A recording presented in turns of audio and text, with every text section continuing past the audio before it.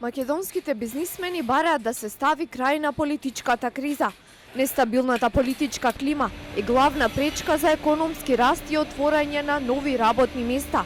А доколку нема политичка стабилност во земјава, нема да има ниту економска, нагласуваат од Сојузот на стопански комори.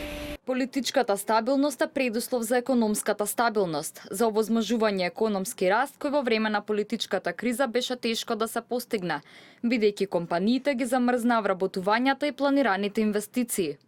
Иако политичката криза се одрази и врз економските текови, сепак последните податоци на Државниот завод за статистика покажуваат дека во третото тримесечје има раст на бруто домашниот производ од 2,4%.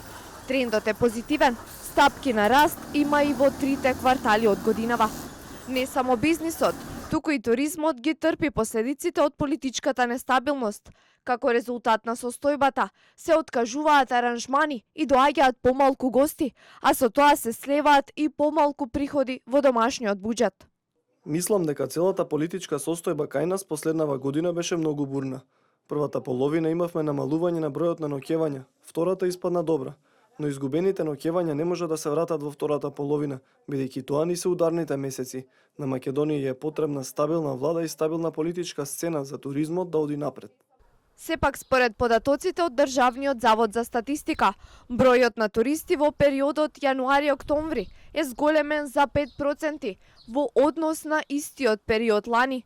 Бројот на домашни туристи бележи пораст од 5,3%, а кај странските растот е 4,8%. Сите проекции укажуваат дека земјава ќе продолжи да остварува стапки на раст, а ќе се отвараат и нови работни места, но услов е да се стави крај на политичката криза за да тргне кон побрз развој.